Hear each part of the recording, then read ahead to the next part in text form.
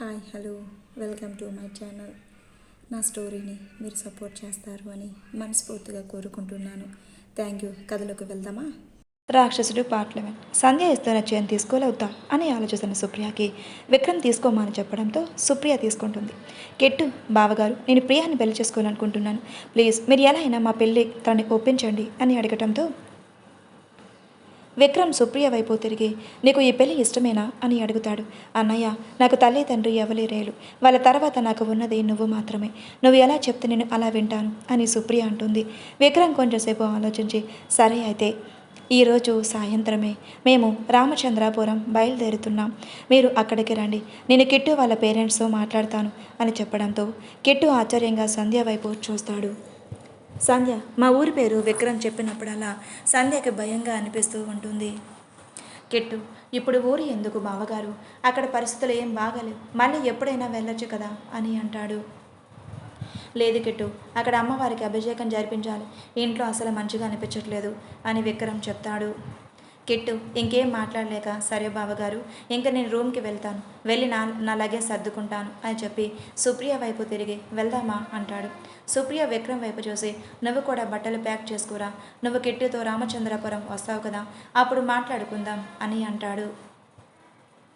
సుప్రియ విక్రమ్ మాటలకు ఎదురు చెప్పలేక సరే అని అంటుంది. వీళ్ళు వెళ్తూ ఉండగా కిరణ్ వాళ్ళ ఇంట్లోకి వస్తారు. కిరణ్ని చూసిన సంధ్యకి మనసులోనే, అన్నయ్య ఏంటి 2 డేస్కి ఇలా అయిపోయాడు అని కృష్ణ, అసలు మా లైఫ్లోకి రాకుండా ఉంటే ఎంత బాగుండేదో, ఇప్పుడు నిత్య అక్కడ ఎలా ఉందో ఏంటో అని ఆలోచిస్తూ ఉంటుంది. అలాగే నిలబడి చూస్తూ ఉన్న సంధ్య దగ్గరకు భారతి గారి వచ్చి, ఏమైందిరా, ఎందుకలా ఫ్యాచులో నిలబడ్డావు, మేమేమి కొత్త వాళ్ళం కాదు కదా, ఎందుకలా చూస్తున్నావు అని అడుగుతుంది. అది ఏం లేదు, రండి కూర్చోండి, కాఫీ తీసుకొస్తాను అని వాళ్ళకి అక్కడే కూర్చోబెట్టి కాఫీ తీసుకురావడానికి కిచెన్లోకి వెళ్తుంది. మార్నింగ్ 10 అవుతుంది. నిత్య ఇంకా నిద్ర లేవకుండా అలాగే పడుకొని ఉంటుంది. కృష్ణ అప్పటికే నిద్రలేచి తన జిమ్కి వెళ్ళి ఫ్రెష్ అయ్యి టైం చూస్తాడు. అప్పటికే 9 కావస్తున్నా, ఇంకా ఈ మహారాణి గారు లేవలేదు ఏంటి అని అనుకుంటూ నిత్య రూమ్ డోర్ క్లోడుతూ ఉంటాడు.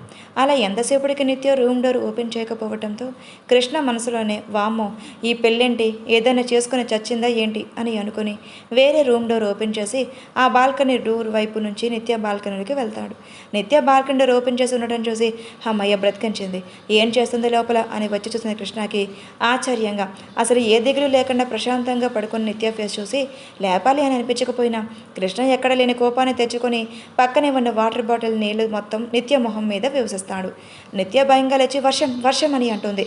కృష్ణ మూవీ టైం ఎంత అవుతుంది, ఇంతవరకు నిద్ర లేవకుండా ఏం చేస్తున్నావు, ఇదే మీ అన్నయ్యలు అనుకుంటున్నావా, మార్నింగ్ లేచి కాఫీ తెచ్చి ఇవ్వాలని తెలియదా నీకు అని అరుస్తాడు. నిత్యకి ఒక్కసారిగా తను ఎక్కడ ఉందో గుర్తు తెచ్చుకొని కృష్ణ అని చూసి భయపడిపోయి, అది నాకు వంట రాదు కదా సార్, అందుకే నేను మార్నింగ్ లేవలేదు అని అంటుంది. కృష్ణ నిత్య అమాయకత్వాన్ని కరిగిపోయి అది బయట పెట్టకుండా, ఇదే మీ అన్నగారి ఇల్లు కాదు, నువ్వు ఏం టైం దాకా పడితే ఆ టైం దాకా పడుకోవడానికి, నోరు మూసుకొని రేపటి నుంచి 5 గంటలకే లేచి ఇంట్లో పని మొత్తం నువ్వే చేయాలి, ఈరోజు నుంచి వర్కర్స్ కూడా రావటం మానేశారు, ఇంకా వంట కూడా నువ్వే చేయాలి, నిన్నట్లాగా వంట చేసి మనుషులను చంపాలని మాత్రం అనుకోకు, బాగా వంట చేయి అని చెప్పేసి, నాకు టైం అవుతుంది, నేను ఆఫీస్కి వెళ్ళాలి, ఇప్పుడే టైం 10 అయ్యింది, ఒక 10 నిమిషాలు బ్రేక్ఫాస్ట్ రెడీ చేసి ఉంచు అని చెప్పేసి అక్కడి నుంచి వెళ్ళిపోతాడు. వీడు ఒకడు నా ప్రాణానికి ప్రశాంతంగా నిద్ర కూడా పోనివ్వడు, ఎంతమంది పనివాళ్ళు ఉన్నారు, వాళ్ళని మానిపించి నన్ను పనిదాని చేశాడు అని తిట్టుకుంటూ ఫ్రెష్ అవ్వడానికి వెళ్తుంది. నిత్య వంటగదిలోకి వెళ్ళి బ్రేక్ఫాస్ట్ ఏం చేయాలి అని ఆలోచిస్తూ యూట్యూబ్ ఓపెన్ చేస్తుంది. యూట్యూబ్లో దోశ వేయడం చూసి అయితే ఇంక దీనిలో దోశలో వేస్తున్నారు అదే ట్రై చేస్తాం అని ఫ్రిడ్జ్ ఓపెన్ చేసి దోశ పిండి కాకుండా పెరుగు తీసుకొని బయట పెడుతుంది. అప్పుడే అక్కడ వచ్చిన శారద గారు, ఇదిగో అమ్మాయి ఏం చేస్తున్నావు అని అడుగుతుంది.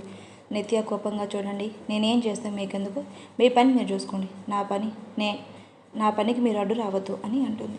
అది కాదు నేను చెప్పేది ఒకసారి, నేను నీకు హెల్ప్ చేయడానికి వచ్చానని శారద గారు ఎంత చెబుతున్నా నిత్య వినే స్టేజ్లో ఉండదు. ఎందుకంటే తన ఆలోచనలు అన్నీ కృష్ణ 10 నిమిషాల్లో వస్తానని చెప్పాడు కదా, మళ్ళీ అతను వచ్చే టైంకి వంట రెడీ లేకపోతే నిత్యాన్ని ఎక్కడ కొడతాడు అనే భయంతో అలా అంటుంది. నిత్య ఆ పెరుగు తీసుకొని దానిలో ఉప్పు వేసి వాటర్ పోసి కలుపుతుంది. స్టవ్ మీద పెనం పెట్టి దోశలాగే వేస్తుంది. అది ఎంతకీ లేకపోవటంతో నిత్య అలాగే చూస్తూ ఇది ఎందుకు రావట్లేదు? నేను యూట్యూబ్లో ఉన్నట్టే వేశాను కదా, మరి ఇప్పుడు ఏం చెయ్యాలి అని ఆలోచిస్తూ ఉంటుంది. శారద గారు, అమ్మాయి నేను చెప్పేది ఒకసారి నువ్వు, ఇది దోసపిండి అని చెప్తూ ఉండగా కృష్ణ కిందకి వస్తాడు. నిత్య కృష్ణ రావడం చూసి శారద గారు చెప్పేది ఏది వినిపించుకోకుండా ఆ పిండితో దోశ రావట్లేదు అని అనిపించి ఆ పిండి బౌల్లో పెట్టి డైనింగ్ టేబుల్ మీద పెడుతుంది. కృష్ణ నిత్య వైపు చూసి, ఈరోజు ఏం ప్లాన్ చేసావమ్మా నన్ను చంపడానికి అని అంటాడు. నేనేం చేయలేదండి, మీరు ఒకసారి ఇది ట్రై చేయండి, మీకు నచ్చుతుంది అని నిత్య చెప్తుంది. అవునా, అంత గొప్ప వంట చేసావా? సరే అయితే టేస్ట్ చేస్తాలే, కానీ ఇంతకీ ఏముంది ఈ బౌలో, మూత పెట్టి మరీ తెచ్చావు అని అంటాడు. మీరే తీసి చూడండి, మీకు సర్ప్రైజ్ అని అంటుంది నిత్య. శారద గారు మాత్రం నిత్య చేసే ప్రతి పనికి మాటకి నవ్వుతూ, వామో ఈ పిల్ల కృష్ణబాబు గారిని ఏం చేస్తుందో ఏమో, ఇప్పుడు ఆ పెరుగుని చూసి ఈ కృష్ణ ఎలా రియాక్ట్ అవుతాడో ఏంటో అని అనుకుంటూ ఉంది. కృష్ణ ఆ బౌల్ మీద మూత తీసి చూస్తాడు. అలాగే ఆశ్చర్యంగా ఆ బౌల్ వైపు చూడటం గమనించి నిత్య మనసులోనే, అయితే ఈ పిండితో టిఫిన్ కావట్లేదు, అయినా ఈ పిండి ఈ సార్కి నచ్చినట్టుంది అని అనుకుంటూ ఉంటుంది.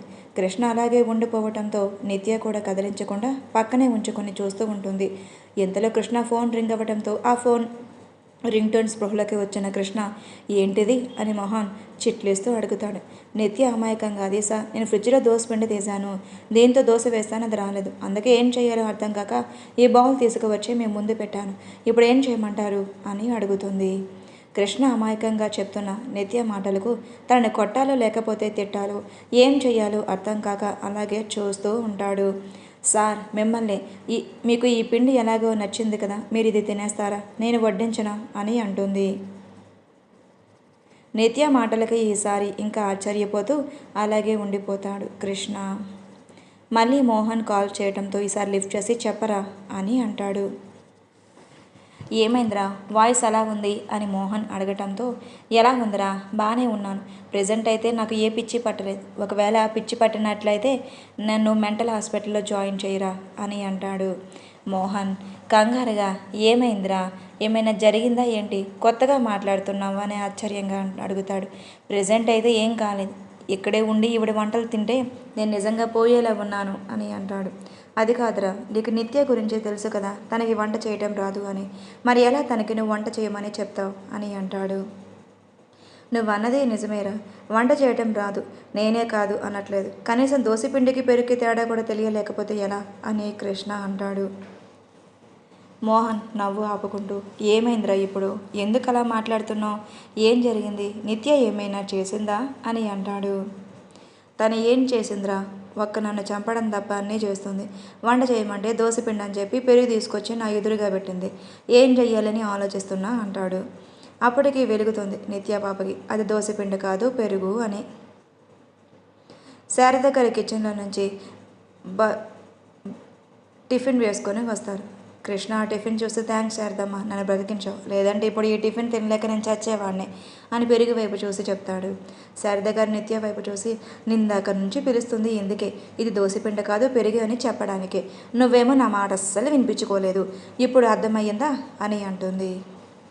నిత్య తన పళ్ళని బయటపెట్టి నవ్వుతూ, నిజమా, ఇది దోశపిండి కాదా, అయితే నేను దీనిలో ఎంతో దోశ చేయాలని ట్రై చేసిన అస్సలు రాలేదు, మీరు భలే వేశారు దోశలు, నాకు నేర్పిస్తారా అని అంటుంది. కృష్ణ కోపంగా, ఇదిగో చూడు, నేను 5 కౌంట్ చేస్తాను, ఆ లోపు నువ్వు ఇక్కడ పెట్టి నీ బౌల్ తీసేసి నీ రూమ్లోకి వెళ్ళు, లేదంటే నిజంగా కొడతా అని వార్నింగ్ ఇస్తాడు.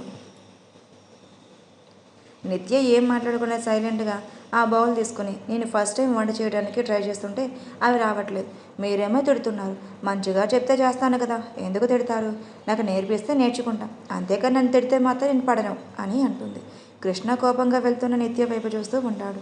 శారద గారు కృష్ణ వైపు చూసి, చూడండి కృష్ణబాబు, తనకేం తెలియదు, చిన్నపిల్ల, మీరు తన మీద కోపం తెచ్చుకోకండి, తన అన్న మీద కోపం ఈ అమ్మాయి మీద చూపిస్తే ఏం చేస్తుందో చెప్పండి, తన మనస్తత్వం చిన్నది, మీరే అర్థం చేసుకోండి అని శారద గారు చెప్పేసి కిచెన్లోకి వెళ్ళిపోతారు.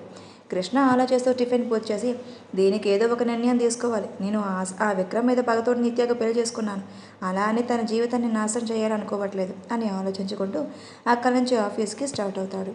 సంధ్య కాఫీ ఇవ్వడంతో అందరూ తాగేసి కొంచెంసేపు మాట్లాడుకొని ఇంకా ఊరు స్టార్ట్ అవ్వడానికి రెడీ అవుతూ ఉంటారు.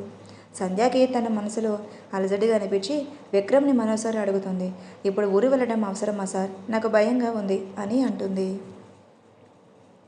చూడు సంధ్య, ఇప్పుడు మన ఊరు వెళ్ళడం చాలా అవసరం.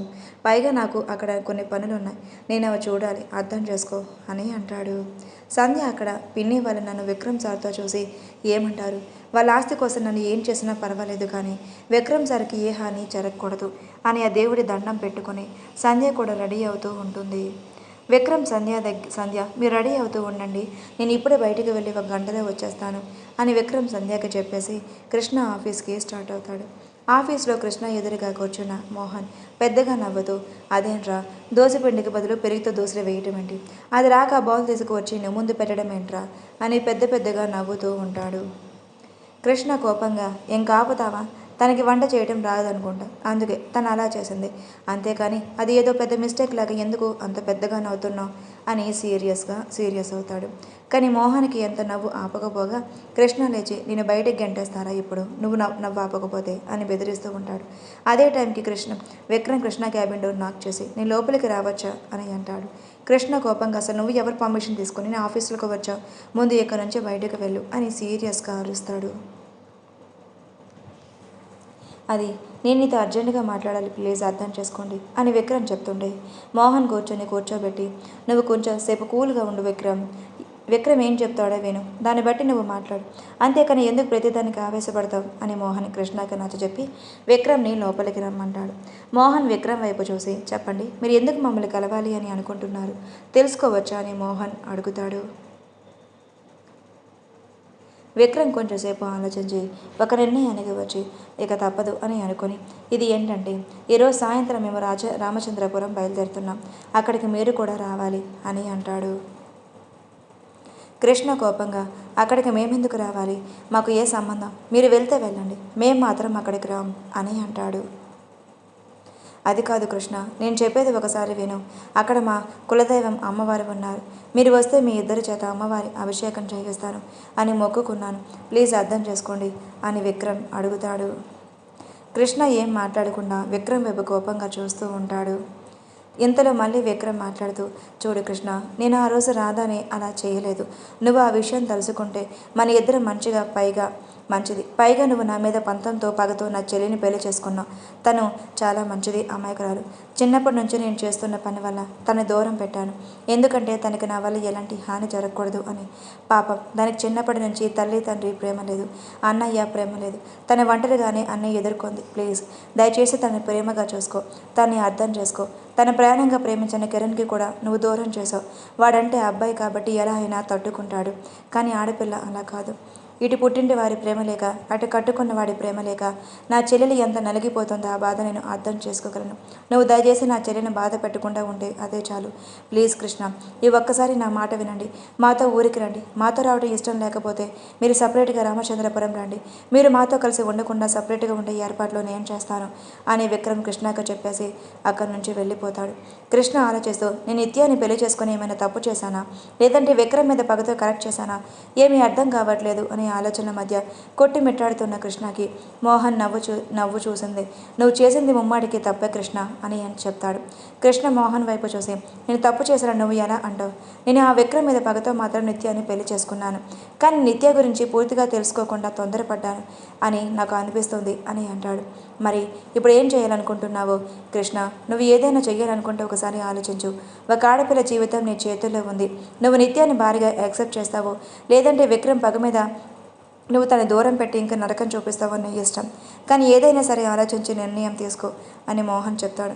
కృష్ణ ఆలోచిస్తూ ఉండటం గమనించి, ముందైతే రామచంద్రపురం వెళ్ళాలి అని అంటుంటే, సరే నువ్వు అక్కడవే ఉండి ఏం చేస్తావు, నువ్వు కూడా మాతో పాటురా అని కృష్ణ అనటంతో, సరే వస్తాను, అంతకంటే ముందు నువ్వు నిత్యకి డ్రెస్సెస్ తీసుకో, తనకు అసలు డ్రెస్సెస్ లేవు అని చెప్పడంతో కృష్ణకు అప్పుడు గుర్తుకు వస్తుంది, నిత్యకి డ్రెస్సెస్ లేక అవే కట్టుకుంటుంది అని. కొంచెం సేపటికి మోహన్ కృష్ణ షాపింగ్ మాల్ ముందు కారు ఆగి నిత్య కోసం షాపింగ్ చేస్తారు. కృష్ణకి తన సెలక్షన్ బట్టి నచ్చుతాయో లేవో అని ఆలోచిస్తూ నిత్య కోసం కొన్ని డ్రెస్సెస్ తీసుకొని అలాగే తన కోసం శారీస్ తీసుకుంటాడు. మోహన్కి షాపింగ్ మాల్లో ఉన్నప్పుడే ఆఫీస్ నుంచి కాల్ రావడంతో మోహన్ కృష్ణకి చెప్పేసి ఆఫీస్కి స్టార్ట్ అవుతాడు.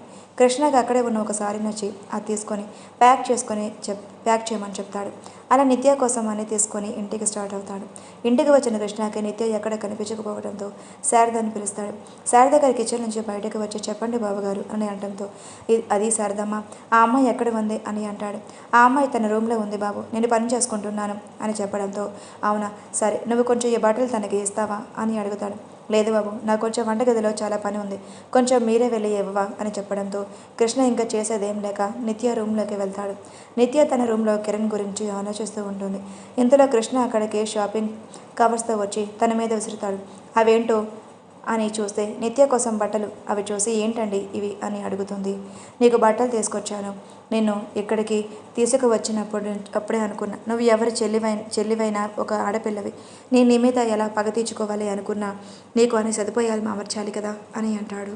నిత్య ఏం మాట్లాడకుండా సైలెంట్గా ఉంటుంది. కృష్ణ అక్కడి నుంచి, ఇవన్నీ నీకు సరిపోతే బ్యాగ్లో ప్యాక్ చేసుకో, మనం ఈరోజు సాయంత్రం ఊరు వెళ్తున్నాం అని చెప్తాడు.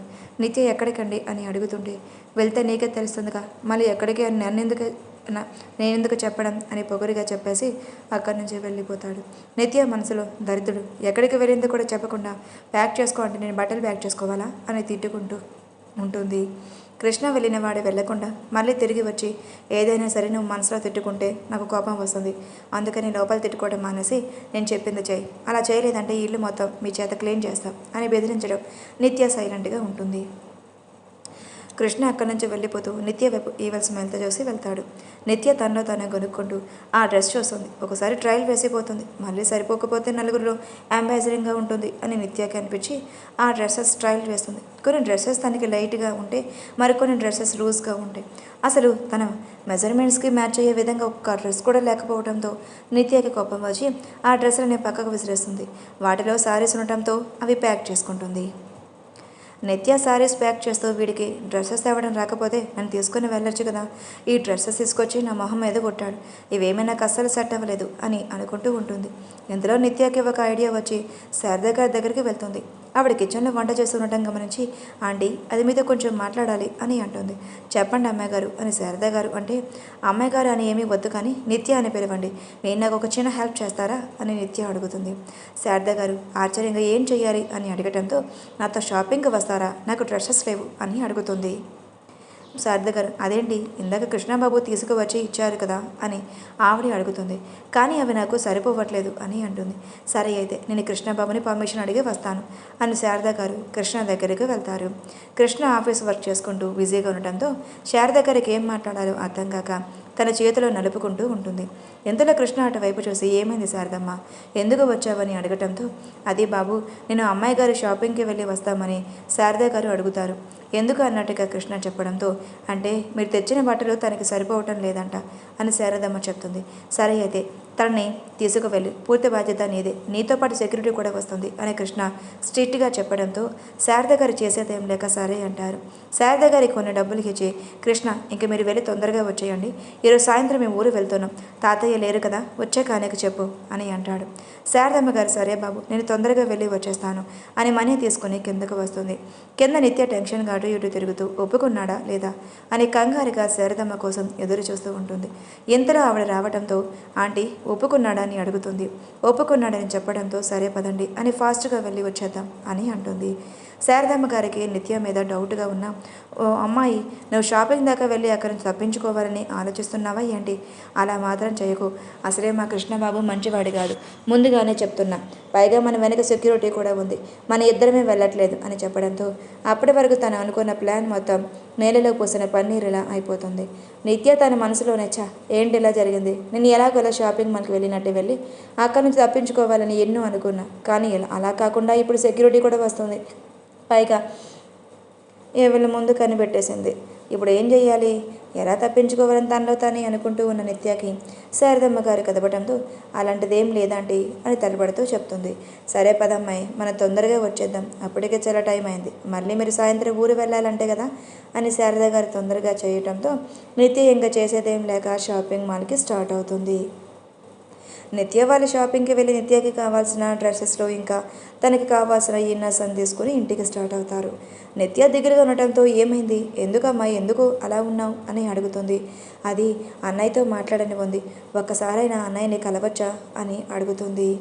శారద గారి కంగారుగా, వామ్మో నువ్వేం చేయాలనుకుంటున్నావు? నీకు ముందే చెప్పా, ఇలాంటి ప్లాన్స్ ఏమీ వెయ్యొద్దు అని. నువ్వు ఇంత మామాయికంగా ఫేస్ పెట్టినా నేనేం చేయలేను. నా చేతిలో ఏం లేదు. ఆ కృష్ణబాబుకి తెలిసిందంటే నా తోలు తీస్తాడు, చెప్తున్నా. కొన్ని రోజులు ఆగే తన మనసు మారుతుంది.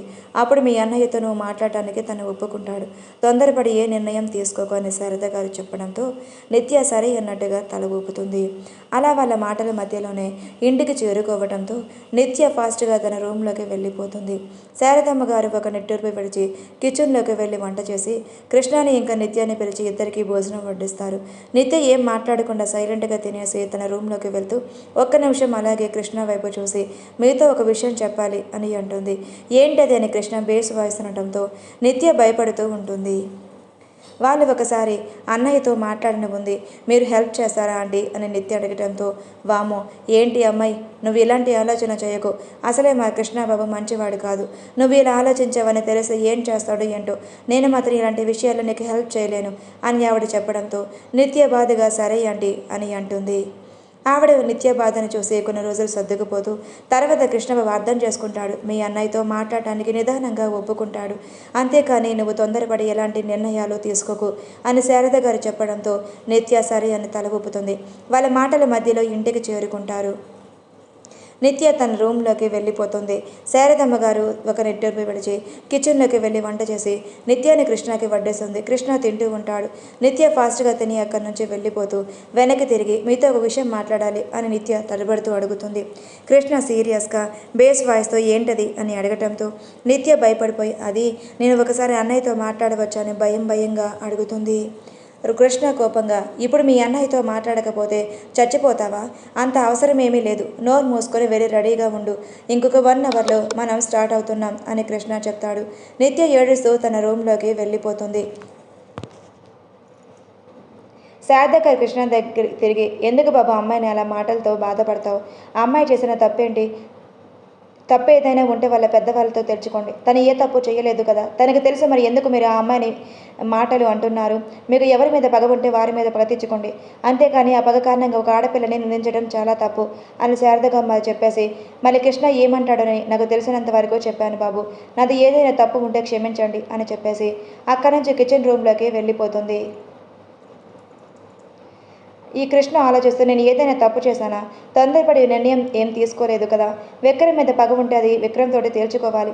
అంతేకాని తన చెల్లెలు పెళ్లి చేసుకోవడం నేను చేసిన తప్పు. ఇప్పుడు ఏం చేయాలి? నిత్యకి డైవర్స్ ఇవ్వనా? ఇప్పుడు ఏం చేయాలో కూడా అర్థం కావట్లేదు అని ఆలోచిస్తూ ఏదో తిన్నాను అంటే తిన్నాను అనిపించి అక్కడి నుంచి వెళ్ళిపోతాడు. రూమ్లోకి వెళ్ళిన నిత్య ఏడుస్తూ ఇప్పుడు నేను ఏం చేశాను? ఎందుకు ఇతను పెళ్లి చేసుకొని ఎంత బాధ పెడుతున్నాడు? కనీసం అన్నయ్యతో మాట్లాడే అవకాశం కూడా నాకు ఇవ్వట్లేదు. ఒకప్పుడు అన్నయ్యతో మాట్లాడాలని ఎన్నిసార్లు ఆరాటపడ్డాను. అన్నయ్య నాతో కనీసం మాట్లాడేవాడు కాదు. నా గురించి ఆలోచించి మాట్లాడలేదు అని కిరణ్ చెప్తాడు. ఇప్పుడు కనీసం నేను మాట్లాడదామన్న అన్నయ్యతో మాట్లాడే అవకాశం లేదు. ఎందుకు నాకు ఆ దేవుడు ఇలాంటి శిక్ష వేశాడు? ఇలాంటి శిక్షించే బదులు నేను చంపేయొచ్చు కదా అని ఏడుస్తూ తనలో తానే మాట్లాడుకుంటూ ఉంటుంది. ఇలా వీళ్ళ ఆలోచనలతో వీళ్ళు ఉండగా సమయం గడిచిపోతూ ఉంటుంది. ఇటు విక్రమ్ ఇంట్లో అందరూ రెడీ అయ్యి హాల్లో సంధ్య కోసం ఎదురు చూస్తూ ఉంటారు. విక్రమ్ అప్పుడే ఇంటికి వచ్చి అందరూ రెడీ అయ్యేలా మరి సంధ్య ఎక్కడ అడగటంతో తను ఇంకా రాలేదు, బహుశా రెడీ అవుతుంది అనుకుంటా అని భారతి గారు చెప్పడంతో సరే నేను వెళ్ళి పిలుచుకు వస్తాను, మీరు రెడీగానే ఉన్నారుగా. కిరణ్ నువ్వు అమ్మా నాన్న తీసుకొని బయలుదేరు, నేను కిట్టు వాళ్ళ రావడంతో బయలుదేరుతాను అని చెప్పడంతో ఓకేరా అని కిరణ్ చెప్పేసి భారతి గారి వాళ్ళని తీసుకొని స్టార్ట్ అవుతాడు.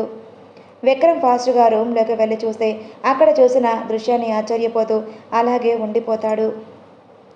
సంధ్య sky blue colour silk sari చూడటానికి చందమామలా ఉంటుంది. అమ్మో ఇదేంటి ఎంత అందంగా ఉంది అని విక్రమ్ మనసులో అనుకుంటూ ఉంటాడు.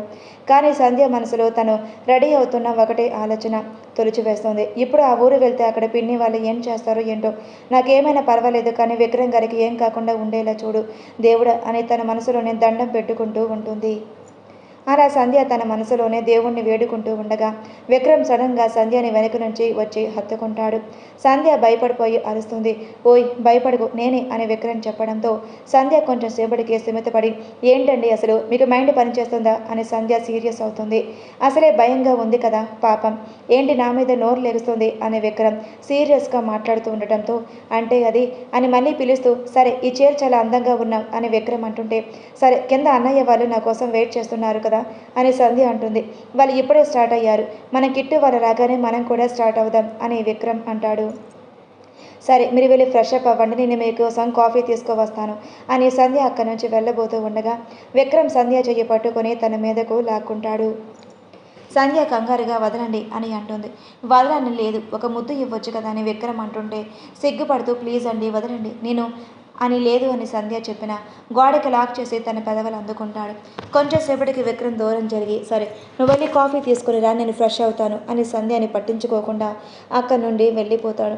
సంధ్య విక్రమ్ వదలటమే కోపంగా విక్రమ్ వైపు చూస్తూ అసలు మీకు నోరు తెరిచేలోపే విక్రమ్ అక్కడి నుంచి ఫాస్ట్గా వెళ్ళిపోవడం చూసి కాఫీ తీసుకురామనడం గుర్తుకు వచ్చి ఫాస్ట్గా జడ హల్లుకొని నీటి మీద బొట్టు పెట్టుకొని పాపెట్లో కుంకుమ పెట్టుకొని వంటగదిలోకి వెళ్ళి విక్రమ్ కోసం కాఫీ పెడుతుంది.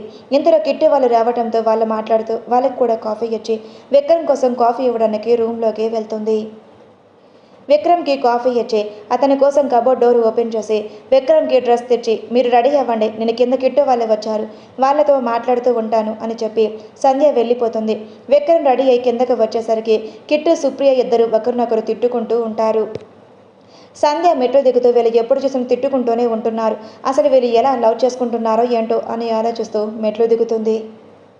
సుప్రియ సంధ్య రావటం గమనించి సైలెంట్ అయిపోతే కిట్టు మాత్రం సైలెంట్గా ఉండకుండా ఏదో ఒకటి వాగుతూనే ఉంటాడు. సంధ్యకి అసహనంగా అనిపించి ఆపరా ఎప్పుడు తిట్టుకుంటూనే ఉంటారు, అసలు నిజంగా మీరు ప్రేమించుకున్నారా అని అంటుంది. అదేంటక్క అలా అంటావు, లేకపోతే ఎప్పుడు చూడు పిల్లి ఎలకల్లా గొడవ పడుతూనే ఉంటారు, అసలు మీరు పెళ్లి చేసుకుంటే మీరు రోజు ఇలా కొట్టుకుంటూ తిట్టుకుంటూనే ఉంటారా అని సంధ్య అడుగుతుంది. సుప్రియ ఏం మాట్లాడకుండా సైలెంట్గా ఉండటంతో అలా ఏం లేదాక నాకు చాలా సరదాగా ఉంటుంది వీడిని ఏడిపించటం అని కిట్టు సుప్రియ వైపు చూసి కన్ను కొడుతూ అంటాడు. సుప్రియ కోపంగా కిట్టు వైపు చూసి అంటే వదిన నేను అన్నయ్య ఇతన్ని పెళ్లి చేసుకోమన్నారు అని పెళ్లికి ఒప్పుకున్నాను, లేదంటే నాకు ఇతను పెళ్లి చేసుకోవడం ఇష్టం లేదు వదిన అని సుప్రియ చెప్తుంది. సంధ్య ఆశ్చర్యంగా అదేంటి అంటే నువ్వు మీ అన్నయ్య కోసమే ఈ పెళ్లికి ఒప్పుకున్నావా ప్రియా, నీకు కిట్టు అంటే ఇష్టం లేదా అని అడుగుతుంది. కిట్టుకి మనసులో భయంగా ఉంది. అంటే నేనంటే దీనికి నిజంగానే ఇష్టం లేదా, ఇది నన్ను నిజంగానే ప్రేమించలేదా, మరి ఇప్పుడు ఎలా నేను అనవసరంగా తన ఇష్టం తెలుసుకోకుండా తనని ఫోర్స్గా చేశానా అని ఆలోచిస్తూ ఉంటాడు. విక్రమ్ స్టెప్స్ దిగుతూ నువ్వు అంతా ఆలోచించకు బామ్మర్ది, నువ్వు చేసిన నిర్వాకం నీ అక్కకు తెలిస్తే నీ తాట తీస్తుంది అని విక్రమ్ అంటాడు. విక్రమ్ మాటలకి కిట్టు ఆలోచిస్తూ అమ్మో ఈ విషయం కనుక అక్కకు తెలిస్తే అసలు నాతో మాట్లాడదు అని ఆలోచించుకుంటూ ఉంటాడు. ఇంతలో సుప్రియ అన్నయ్య అయిపోయిందా ఇంకా బయలుదేరదామా అని అడుగుతుంది. అయిపోయింది ఇంకా వెళ్దాంరా అని అంటూ విక్రమ్ మోహన్కి కాల్ చేస్తాడు. మోహన్ కాల్ లిఫ్ట్ చేసి హలో అని అనడంతో నేను విక్రమ్ని అని అంటాడు. మోహన్ చెప్పండి విక్రమ్ గారు అని అనడంతో మీరు బయలుదేరుతారా అని అంటాడు. ఆ విక్రమ్ గారు మేము స్టార్ట్ అయ్యాం, మీరు కూడా స్టార్ట్ అవ్వండి అని మోహన్ చెప్పడంతో విక్రమ్ సంతోషంగా థ్యాంక్ యూ మోహన్ అని చెప్పి కాల్ కట్ చేస్తాడు. అప్పటి వరకు తన ఫేస్ని గమనిస్తూ ఉన్న సంధ్య విక్రమ్ ఫేస్తో సంతోషాన్ని చూసి ఏమయ్యింది అని అనుకుంటూ ఉంటుంది. ఇంతలో విక్రమ్ సంధ్య దగ్గరికి వచ్చి నిత్య వాళ్ళు కూడా రామచంద్రపురం వస్తున్నారంట అని చెప్పడంతో అవునా అని సంధ్య సంతోషంగా అడుగుతుంది. నిజంగా పదండి ఇంకా టైం అవుతుంది అని విక్రమ్ సంధ్య వాళ్ళు స్టార్ట్ అవుతారు. సంధ్యకి స్టార్ట్ అయిన దగ్గర నుంచి తన మనసులో భయంగా ఉంటుంది. ఇప్పుడు ఊర్లో ఏం జరుగుతుందో ఏంటో, పిన్ని వాళ్ళు ఎలా రియాక్ట్ అవుతారో ఏమో నాకు భయంగా ఉంది అని అనుకుంటుంది. విక్రమ్ సంధ్య వైపు తిరిగి ఏంటి ఇది ఊరు వెళ్తున్నామని చెప్పిన దగ్గర నుంచి ఒకటే ఆలోచిస్తూ ఉంది, అక్కడ ఏమైనా ప్రమాదం ఉంటుందా అని ఆలోచిస్తూ ఉంటాడు. ఇంతలో కిట్టు బావగారు కొంచెం సాంగ్స్ పెడతారా, బోరింగ్గా ఉంది అనడంతో ప్రియా ఎందుకు అసలుకే తలనొప్పిగా ఉంది, ఇప్పుడు మళ్ళీ ఆ సాంగ్స్ అవసరమా అని విసుగ్గా అంటుంది.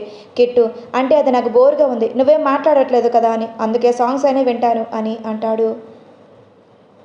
సంధ్య ఎందుకు వీళ్ళు ఇద్దరు ఎప్పుడు చూసినా తిట్టుకుంటూనే ఉంటారు అని అనుకుంటుంది. ఇంతలో విక్రమ్ కార్స్లో సాంగ్స్ పెడతాడు. కిట్టు అమ్మయ్య థ్యాంక్స్ బావగారు సాంగ్స్ పెట్టినందుకు, లేదంటే ఈ సైలెన్స్తో నాకు మెంటల్ లేచిపోతుంది అంటూ సాంగ్స్ వింటూ ఎంజాయ్ చేస్తాడు. ప్రియ విసుగుతో కిట్టిని ఒకసారి చూసి ఎప్పటికీ మారడు, పక్కన వాళ్ళ పరిస్థితి వీడికి అస్సలు పట్టినట్టే పట్టదు అని తిట్టుకుంటూ విండో వైపు చూస్తుంది. విక్రమ్ డ్రైవ్ చేస్తున్నంతసేపు సంధ్య వైపు చూస్తూ ఉంటాడు. ఎందుకు తన అలా ఉంది అని ఆలోచనలో ఉంటాడు. ఇలా వాళ్ళ ఆలోచనల మధ్య కిరణ్ విక్రమ్కి ఫోన్ చేస్తాడు. విక్రమ్ కాల్ లిఫ్ట్ చేసి చెప్పరా అని అంటాడు. అది మేము ఒక రెస్టారెంట్ దగ్గర ఆగాంరా, మీరు రండి టిఫిన్ చేసి వెళ్దాం అని చెప్పడంతో విక్రమ్ వాళ్ళు సరే అని అంటారు. సేమ్ అదే హోటల్కు కృష్ణ వాళ్ళు కూడా రావడంతో నిత్యకి చాలా సంతోషంగా ఉంటుంది. ఎందుకంటే వాళ్ళ అన్నయ్యని అక్కడ చూసినందుకు. అన్నయ్య అని విక్రమ్ దగ్గరికి వెళ్తుంటే కృష్ణ నిత్య చేయి పట్టుకొని ఆపుతాడు. నిత్య అక్కడే ఆగిపోయి విక్రమ్ వంక చూస్తుంది. కొంచెం సేపటికి విక్రమ్ పక్కన చూసి నిత్యకి అక్కడే కిరణ్ నిత్యాన్ని చూస్తూ కనిపిస్తారు. అలాగే చూస్తూ ఉంటుంది. కృష్ణ కిరణ్ నిత్యాన్ని చూస్తున్నాడని కోపం కనిపించి తన భుజం చుట్టూ చెయ్యి వేసి దగ్గరికి తీసుకుని, నువ్వు నా భార్యవి, అంతేకాని నీకు ఇష్టమైన వాళ్ళని చూస్తూ ఉంటే నేను చూస్తూ ఊరుకోను, అంత చేతకాని వాడిని కాదు, నీకు ఇదే లాస్ట్ అండ్ ఫైనల్గా చెప్తున్నాను, నువ్వు కిరణ్తో మాట్లాడినా వాడి వైపు చూసినా ఏం చేస్తానో కూడా నాకు తెలియదు అని కృష్ణ వార్నింగ్ ఇస్తాడు. నిత్య బాధగా విక్రమ్ వైపు చూస్తూ పక్కన ఉన్న టేబుల్ దగ్గర కూర్చుంటుంది. విక్రమ్ వాళ్ళు కూడా ఫుడ్ ఆర్డర్ పెట్టుకుని తింటూ ఉంటారు. కిరణ్కి నిత్యను చూస్తూ ఉంటే తను ఒకప్పుడు ప్రేమించిన అమ్మాయి గుర్తుకు వచ్చి తనకి తినబుద్ధి కాక మీరు తినేసి రండి, నేను కార్లో వెయిట్ చేస్తానని చెప్పేసి కిరణ్ లేచి వెళ్ళబోతుంటే విక్రమ్ కిరణ్ చేపట్టుకుని కూర్చో అని చెప్తాడు. కిరణ్ ఇంకా చేసేదేం లేక సంధ్యతో మాట్లాడుతూ ఏదో తిన్నాను అంటే తిన్నాను అనిపించి హ్యాండ్ వాష్ చేసుకోవడానికి వెళ్తాడు. అదే టైంకి నిత్య కూడా హ్యాండ్ వాష్ చేసుకోవడానికి వెళ్తుంది. కృష్ణమోహన్ వాళ్ళ మాటల్లో ఉంటారు. కిరణ్ హ్యాండ్ వాష్ చేసుకుని వస్తూ నిత్యాన్ని చూసి అక్కడే ఆగిపోతాడు. ఇంతలో నిత్య కిరణ్ దగ్గరికి వచ్చి ఎలా ఉన్నావు అని అడుగుతుంది. కిరణ్ ఏం మాట్లాడకుండా ఒకసారి చూసి అక్కడి నుంచి వెళ్ళిపోతాడు. వెళ్తున్న నిత్య వైపు చూస్తూ తన వెనుక ఉన్న కృష్ణ అని చూస్తున్న నిత్యకి కోపంగా తన వైపు చూస్తూ కనిపిస్తాడు కృష్ణ. నిత్య సైలెంట్గా హ్యాండ్ వాష్ చేసుకొని అక్కడికి వెళ్ళి కూర్చుంటే కృష్ణ కోపంగా హ్యాండ్ వాష్ చేసుకొని వచ్చి నిత్య పక్కన కూర్చొని నీకు ఒకసారి చెప్తే బుద్ధి రాదా అని అంటాడు నిత్యకి. ఆయన ఏం మాట్లాడకుండా సైలెంట్గా ఉండటంతో కృష్ణకి అసహనంగా అనిపించి మోహన్ బిల్ పే చేసరా అని నిత్య చేపట్టుకొని లాక్కున్నట్టే తీసుకుని వెళ్తాడు. విక్రమ్ కిరణ్ వైపు చూస్తూ ఏం జరిగిందిరా అని అడుగుతాడు. కిరణ్ జరిగింది విక్రమ్కి చెప్పడంతో వాడే తొందరలో అర్థం చేసుకుంటాడు. నువ్వు తొందరపడకు అని విక్రమ్ కిరణ్కి చెప్తాడు. కిరణ్ సరే అన్నట్టుగా తల ఊపటంతో సరే వెళ్దాం అని కిరణ్ కార్ తీసుకొని స్టార్ట్ అవుతాడు. విక్రమ్ వాళ్ళు కూడా కొంచెంసేపటికి స్టార్ట్ అవ్వడంతో వాళ్ళ ప్రయాణం కొనసాగిస్తూ ఉంది. దామోదర్ కంగారుగా ఇంట్లోకి పరిగెత్తుకుంటూ వస్తాడు. రాజ్య దామోదర్ని చూసి ఏమైందండి, ఇప్పుడు ఎందుకు ఇంత కంగారుగా వస్తున్నారు అని అడుగుతుంది. అది రాజ్యం ఎక్కడున్నావు, నేను నిన్నే వెతుకుతున్నా, నీకు తెలియదు కదా ఆ రాఘవయ్య మనడు ఊర్లోకి వస్తున్నాడు అని చెప్పడంతో రాజ్యం ఆశ్చర్యంగా అదేంటి, ఎప్పుడు 18 ఏళ్ళ క్రితం వాళ్ళని ఈ ఊర్లో నుంచి తరిమేశాం కదా, అలాగే వాళ్ళ అమ్మ చనిపోయింది, అందరూ చనిపోయారని మన వాళ్ళు చెప్పారు కదా అని అంటుంటే అదేమో నాకు తెలియదు, సడన్గా ఊరి పూజారి చెప్పాడు, నేను పొలం నుండి వస్తుండే పూజారి కనిపించి రాఘవయ్య గారు మనవడొస్తున్నాడని చెప్పాడు, నాకేం అర్థం కాక నీ దగ్గరికి వచ్చాను అని దామోదర్ అంటాడు.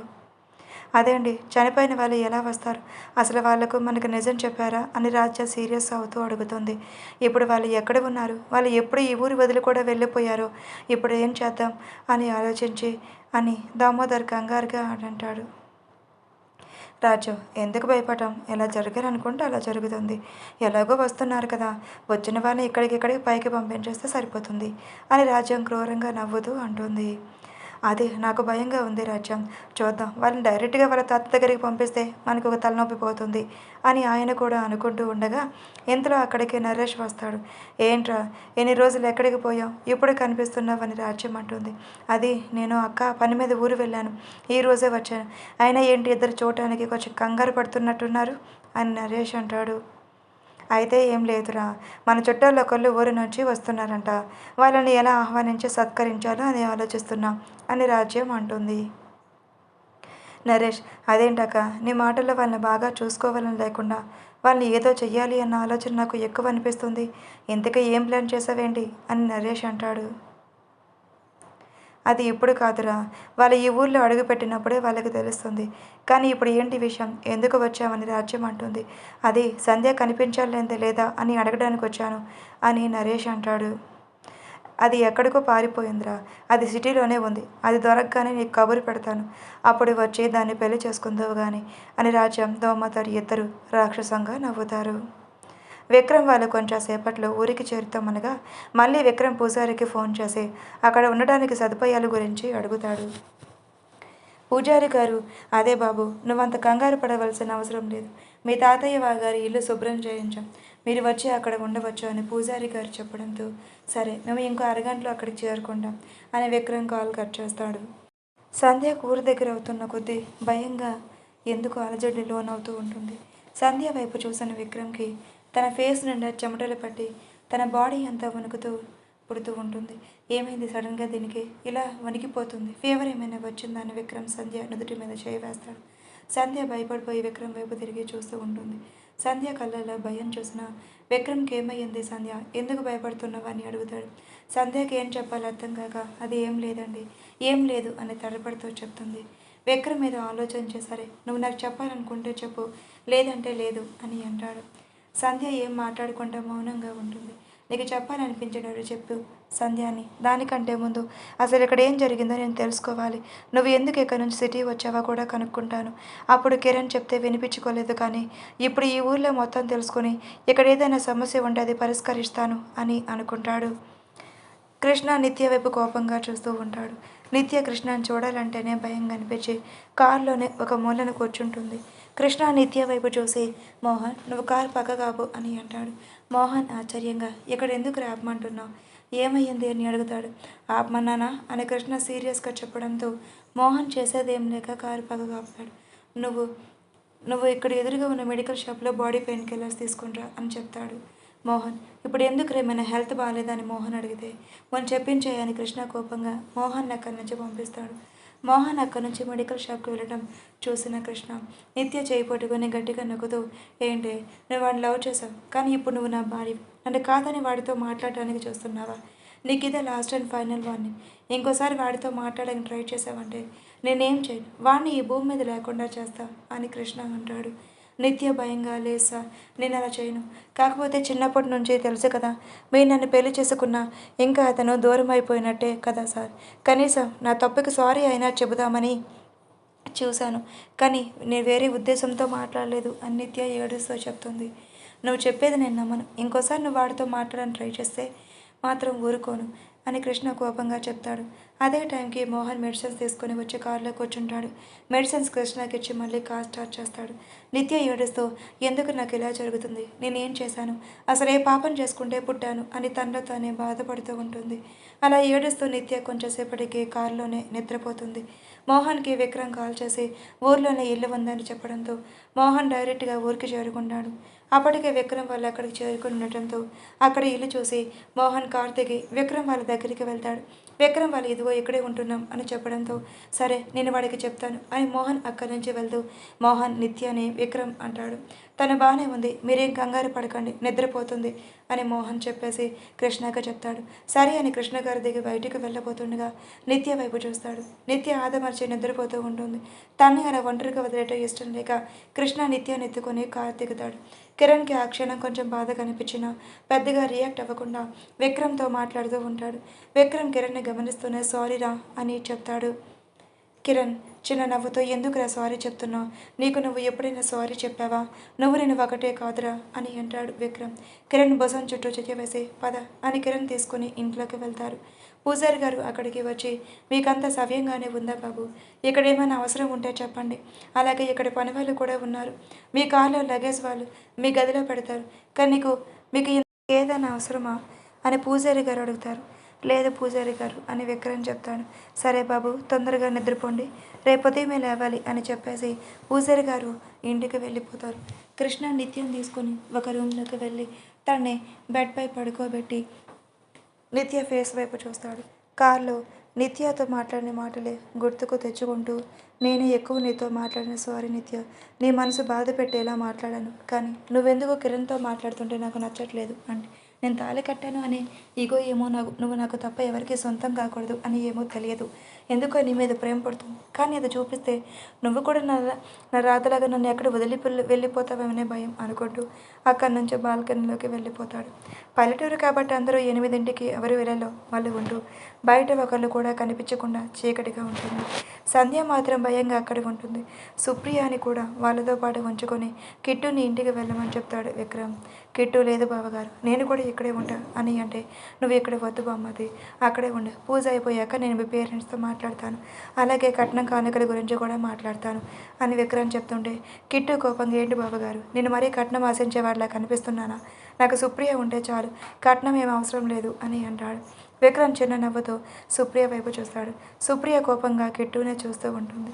కిట్టు సైలెంట్గా సుప్రియ వైపు చూసి కన్ను కొట్టి ముద్దు పెట్టినట్టు పెదవుల రౌండ్ చూడతాడు. సుప్రియ కోపంగా అక్కడి నుంచి ఒక రూమ్లోకి వెళ్ళిపోతుంది. సరే బావగారు, నేను వెళ్ళొస్తాను, రేపు మార్నింగ్ వస్తా అని చెప్పేసి కిట్టు తన లగేజ్ తీసుకొని వాళ్ళ ఇంటికి వెళ్ళిపోతాడు. సంధ్య హాల్లో ఒక్కరితో నిలబడి చూస్తూ ఉంటుంది. విక్రమ్ సంధ్య ఎదురుగా వచ్చి, ఏమయ్యింది, ఎందుకు ఇక్కడ నిలబడి ఉన్నావు, ఎందుకు ఈ ఊరు వచ్చిన దగ్గర నుంచి కంగారుగా కనిపిస్తున్నావు, ఏమైందని సంధ్య భుజమే చెయ్యి వేస్తూ అడుగుతాడు. సంధ్య భయంగా, నన్నేం చెయ్యొద్దు అని అంటుంది. విక్రమ్ కంగారుగా, ఏమైంది దీనికి, ఎప్పటి వరకు బాగానే ఉంది కదా, సడన్గా ఇక్కడికి వచ్చిన దగ్గర నుంచి ఎందుకు ఇలా ప్రవర్తిస్తుంది అని అనుకుంటూ, సంధ్య ఏమయ్యింది అని తనని కదుపుతూ, సంధ్య ఎంతకి తన ఆలోచన నుంచి బయటికి రాకుండా నన్నేం చెయ్యొద్దు అని మాత్రమే అంటుంది. విక్రమ్కి ఏం చెయ్యాలో అర్థం కాక అక్కడ ఉన్న డైనింగ్ టేబుల్ దగ్గరికి వెళ్ళి దాని మీద వాటర్ తీసుకొని సంధ్య ఫేస్ మీద కొంచెం వాటర్ పోస్తాడు. సంధ్య వాటర్కి కొంచెం తుల్లిపడినట్టు అనిపించి కంగారుగా అటు ఇటు చూస్తూ ఉంటుంది. విక్రమ్ సంధ్య ఫేస్ తుడిచి, ఏమైంది మా, ఎందుకు అంత కంగారు పడుతున్నావు అని అడుగుతాడు. సంధ్య ఏడుస్తూ విక్రమ్ని గట్టిగా హత్తుకొని, నాకు ఇక్కడ ఉండాలని లేదు సార్, నన్ను ఇక్కడి నుంచి తీసుకు వెళ్ళిపోండి, నాకు భయంగా ఉందని సంధ్య గుక్క పెట్టి ఏడుస్తుంది. విక్రమ్కి ఏమీ అర్థం కాదు, అసలు ఎందుకు తను ఇలా ప్రవర్తిస్తుందో అని ఆలోచిస్తూ ఉంటాడు. కిట్టు ఇంటికి వెళ్ళేటప్పటికి హాల్లో రాజ్యం కనిపిస్తుంది. కిట్టు రాజ్యం దగ్గరికి వెళ్ళి, అమ్మ బాగున్నావా అని అడుగుతాడు. నేను బాగానే ఉన్నాను, నువ్వెప్పుడు వచ్చావని అడుగుతుంది. నేను ఇప్పుడే వచ్చాను కానీ కొంచెం సేపు అవుతుంది. సరే ఇంతకీ అక్క దొరికిందా, ఎక్కడ ఉందో తెలిసిందా అని కిట్టుకి తెలిసినా ఏం తెలియనట్టు రాజ్యంని అడుగుతాడు.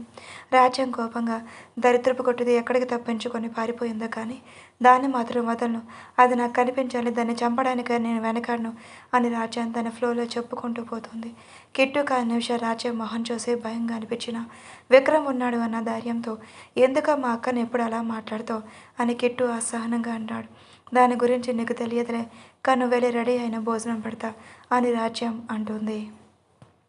కిట్టుకి కోపం ఉన్నా పైకి అది చూపించకుండా, నాకు ఇప్పుడు ఆకలి లేదమ్మా, నేను ఆల్రెడీ తినేసి వచ్చాను, నేను వెళ్ళి పడుకుంటాను అని చెప్పేసి తన రూమ్లోకి వెళ్ళి ఫ్రెష్ అయ్యి సంధ్య గురించి ఆలోచిస్తూ ఉంటాడు.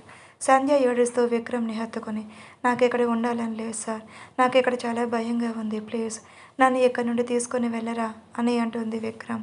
విక్రమ్ సంధ్య వెన్నెనమరుతూ, సంధ్య ఎందుకు ఎంత భయపడిపోతుంది, ఇక్కడ ఏమైనా జరిగిందా అని ఆలోచిస్తూ ఉంటాడు. సంధ్య ఎందుకు ఏడుపు ఆపకపోవడంతో సంధ్యని ఎత్తుకొని రూమ్లోకి తీసుకువెళ్ళి తనని బెడ్ మీద పడుకోబెడతాడు. సంధ్య విక్రమ్ చేయి గట్టిగా పట్టుకొని, ప్లీజ్ సార్ ఎక్కడికి వెళ్ళొద్దు, నా దగ్గరే ఉండండి, నాకు ఇక్కడ ఉండాలంటే భయంగా ఉంది అని అంటుంది. నేను ఎక్కడికి వెళ్ళట్లేదు సంధ్య, ఇక్కడే ఉంటాను, కొంచెం వాటర్ తీసుకువస్తాను, ఒక 5 minutes రా అని విక్రమ్ అంటాడు. వద్దు సార్, ఇప్పుడు వాటర్ ఏమీ అవసరం లేదు, మీరు ఇక్కడే ఉండండి అని సంధ్య అంటుంది. విక్రమ్ చేసేదేం లేక సంధ్య పక్కన కూర్చొని తనని విక్రమ్ వడిలో కూర్చోబెట్టుకుని, ఏమైందిమా, నేను ఉన్నాను కదా, నువ్వెందుకు భయపడుతున్నావు, నీకేం కాదు అని విక్రమ్ సంధ్య వెన్నెమురితో చెప్తాడు. సంధ్య కొంచెంసేపటికి అలాగే నిద్రలోకి జారుకుంటుంది. విక్రమ్ సంధ్య నిద్రపోతుండటం గమనించి వెనక్కి వెళ్ళి బెడ్ మీద పడుకొని సంధ్యని తన గుండెల మీద పడుకుంటాడు. కృష్ణ బాల్కనీలో కొంచెంసేపు గడిపేసి రూమ్లోకి వస్తాడు. రూమ్లో నిత్య ఆదమర్చే నిద్రపోతుంది. కృష్ణ నిత్య పక్కన పడుకొని తన ఫేస్ వైపు చూస్తూ, నేను ఈ విషయంలో తప్పు చేశాను అని నాకు అనిపిస్తుంది, కానీ నిన్ను మాత్రం వదలాలి అని లేదు, అది ఎందుకో నాకు కూడా అర్థం కాలే, చూస్తాను మన ప్రయాణం ఎంతవరకు ఉంటుందో అని కృష్ణ నిత్య వైపు చూస్తూ నిద్రపోతాడు. కిరణ్ నిత్య గురించి ఆలోచనతో తన కంటి మీద నిద్ర అనేది లేకుండా నిత్యతో గడిపిన జ్ఞాపకాలే తన ఊపిరిగా మలచుకుంటూ ఆలోచిస్తూ ఉంటాడు.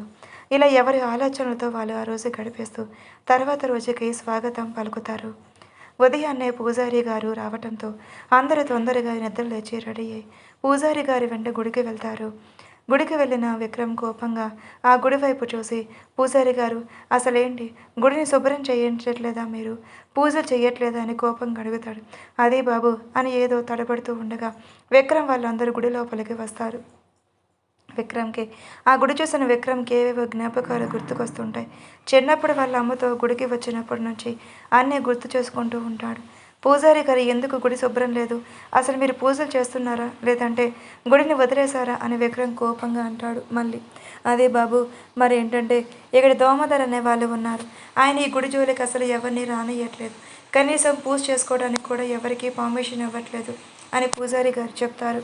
విక్రమ్ కోపంగా పిడికిలి బిగించి, అసలు మా గుడి మీద వాడి హక్కేంటి, ఇది మా తాతలు కట్టించిన గుడి, అసలు వాడు ఎవడు అని విక్రమ్ అంటాడు.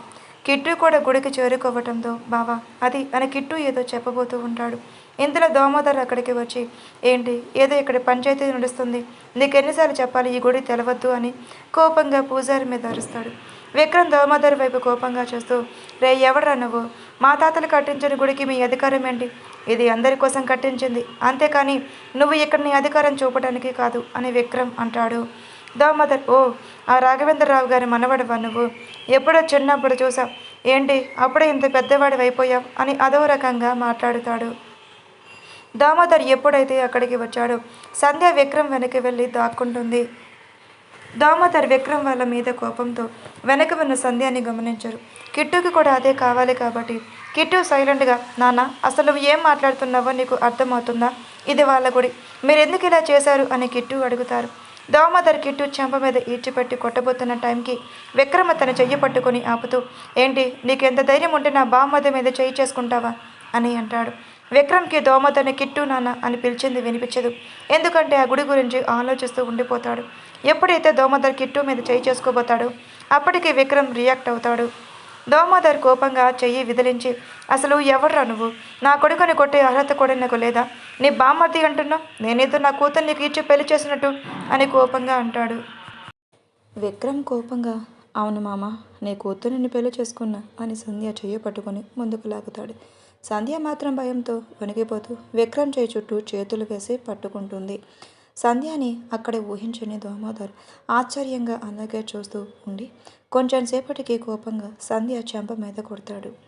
అది ఏమాత్రం ఊహించని విక్రమ్ దోమోదర్ను కొట్టబోతూ ఉంటే, కిట్టు ఎంతైనా కన్న తండ్రి కదా, వద్దు బావా అని అంటాడు. అసలు నీకెంత ధైర్యం ఉంటే నా భార్య మీద చేయి చేసుకుంటావు అని విక్రమ్ అంటుంటే, ఇంకా చాలా ఆపు, అసలు ఈ బజాదాన్ని నువ్వు పెళ్లి చేసుకున్నావా, అసలు ఇది ఇక్కడ నుంచి తప్పించుకున్న దగ్గర నుంచి వెతకనన్న రోజు లేదు, ఇన్నాళ్ళు ఎక్కడ ఉన్నావే, వీడి పక్కల చొరు కులుకుతున్నావా అని దోమోదర్ అంటాడు. అప్పటి వరకు కోపం అణచుకున్న విక్రమ్ ఇంకా తన ప్రాణమైన సంధ్యాని దోమోదర్ ఇష్టం వచ్చినట్టు మాట్లాడటం నచ్చకపోవటంతో విక్రమ్ కోపంగా దోమోదర్ చెంప మీద కొడతాడు. దోమోదర్ కొంచెం దూరాన వెళ్ళి పడతాడు. కిట్టు కంగారుగా దోమోదర్ దగ్గరికి వెళ్ళి ఆయన్ని పైకి లేపుతాడు. దోమోదర్ విసురుగా కిట్టుని పక్కకు నెట్టి, నీకెంత ధైర్యం ఉంటే నన్నే కొడతావరా అని అంటాడు. నా భార్య గురించి ఇంకొక మాట మాట్లాడినా, తన ఒంటి మీద చిన్న గీత పడినా చంపేస్తాను అని సంధ్య భుజం చుట్టూ చెయ్యి వేసి తన దగ్గరకు లాక్కుంటాడు. దామోదర్ కోపంగా, చూస్తానురా, మీరు ఈ ఊరు ఎలా దాటి వెళ్తారో అదే చూస్తాను, మీ అమ్మ నన్ను పట్టిన గతే నీకు పడుతుంది అని అంటాడు. విక్రమ్ కోపంగా దామోదర్ వైపు చూసి, అంటే మా అమ్మ నాన్న చావుకి కారణం మీరేనా అని అంటాడు. అది తెలుసుకుంటావులే, నీ చావు కూడా నా చేతిలో, గుర్తుపెట్టుకో, నీ అమ్మ బాబు ఎలా చచ్చారో అలాగే నీ పక్కన ఉన్న ఇది కూడా అలాగే చేస్తారు అని దోమోదర్ చెప్పేసి అక్కడి నుండి ఫాస్ట్గా వెళ్ళిపోతాడు. విక్రమ్ ఆలోచిస్తూ ఉంటే, అమ్మ వాళ్ళని చంపింది వీడేనా, అదే కనుక జరిగితే వీళ్ళు నా చేతిలో చావడం మాత్రం ఖాయం అని అనుకుంటూ పూజారి గారి వైపు చూసి, పూజ ఎప్పుడు చేయాలనుకుంటున్నారు అని అడుగుతాడు. రేపు మంచి రోజు బాబు, రేపు పూజ ప్రారంభిస్తాను, ఆలోపు ఈ గుడి అంతా శుభ్రం చేపిస్తాను అని పూజారి చెప్పడంతో విక్రమ్ సంధ్యాన్ని తీసుకొని వాళ్ళు ఉంటున్న ఇంటి వైపు వెళ్తారు. పూజారి అక్కడ కొంతమంది పనివాళ్ళు ఆ గుడి శుభ్రం చేయమని చెప్పేసి పూజారి కూడా విక్రమ్ ఉంటున్న ఇంటి దగ్గరకు వెళ్తాడు. దామోదర్ కోపంగా ఇంటికి వెళ్ళి అటు ఇటు తిరుగుతూ ఉంటాడు. ఇంతలో రాజ్యం దోమదర్ దగ్గరికి వచ్చి, ఏమైంది అంత కోపంగా ఉన్నావు? ఎప్పటి వరకు ఎక్కడికి వెళ్ళావు అని అడుగుతుంది. దోమదర్ కోపంగా గుడిలో జరిగిన విషయం మొత్తం చెప్తాడు.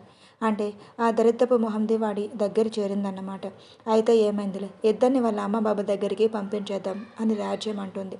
అదే జరగాలి. వాడి చావు నేను చూడాలి. వాడికి ఎంత ధైర్యం ఉంటే నన్నే కొడతాడు అని కోపంగా పిడికిలు బిగించి గోడని గుద్దుతాడు. విక్రమ్ వాళ్ళతో పాటే నిత్య వాళ్ళు కూడా ఇంటికి వస్తారు. గుడిలో వాళ్ళ అమ్మా నాన్న గురించి విన్న నిత్యకి తన మనసులో బాధ కనిపించి గుడిలోకి వెళ్ళి ఏడుస్తూ, ఎందుకు మీరు ఇలా చేశారు? మా అమ్మ నుండి మాకు లేకుండా చేశారు. వాళ్ళు ఉంటే నా జీవితం ఇలా ఉండేది కాదు. అందరి ప్రేమ దూరం అయ్యాను అని ఏడుస్తుంది. కృష్ణ నిత్య భుజం మీద చెయ్యి వేస్తాడు. నిత్య ఏడుస్తూ కృష్ణ వైపు చూస్తుంది. ఏడవద్దు అని చెప్పడంతో నిత్య అంతా తన ఏడుపు కంట్రోల్ చేసుకోవాలని చూస్తున్నాం. తన వల్ల కాక అలాగే ఏడుస్తుంది. కృష్ణకి ఇంకా నిత్య ఏడవడం నచ్చక నిత్యాన్ని గట్టిగా హత్తుకొని, ప్లీజ్ ఏడవద్దు అని కృష్ణ తన వెన్నుని మురుతూ చెప్తాడు. నిత్యకి కృష్ణ దగ్గరగా కొంచెం స్వంతం లభించి అలాగే కొంచెంసేపటికి తన స్పృహ తప్పుతుంది. నిత్యాన్ని బెడ్ మీద పడుకోబెట్టి తను బయటకు వస్తాడు. విక్రమ్ హాల్లో ఉన్న సోఫాలో కూర్చొని కోపంగా, అసలు వాడికి ఎంత ధైర్యం ఉంటే నాతోనే ఇలా మాట్లాడతాడు? పైగా మా అమ్మ నాన్న చంపిన దుర్మార్గుడు వీడేనా? అసలు ఇలా ఎలా చేశాడు? అసలు ఏం జరిగింది? ఇదంతా నేను ఎలా తెలుసుకోవాలి అని ఆలోచిస్తూ ఉండగా పూజారి అక్కడికి వస్తాడు. పూజారి గారు అక్కడికి రావడంతో చూసిన విక్రమ్, పూజారి గారు నేను మీతో మాట్లాడాలి అని అంటాడు. పూజారి గారు భయపడుతూనే, చెప్పండి బాబు అని అంటాడు. ధనంజయ్ గారు కూడా పూజారి ఏం చెప్తాడని ఆలోచిస్తాడు. పూజారి గారు, బాబు జరిగింది చెప్తాను, కానీ ఇందులో నా తప్పు కూడా ఉంది అని ఆయన అంటాడు. విక్రమ్ కోపంగా పూజారి వైపు చూసి, అంటే మీరు ఏమంటున్నారు అని అంటాడు. అది నేను చెప్తేనే మీకు తెలుస్తుంది బాబు, అసలేం జరిగింది అని పూజారి గారు అంటారు. విక్రమ్ కోపంగా, నువ్వు నాంచకుండా అసలేం జరిగిందో చెప్పు. దాని తర్వాత మా అమ్మ నా చావుకి కారణమైన వాళ్ళని నేను ప్రాణాలతో వదలను అని విక్రమ్ అంటాడు.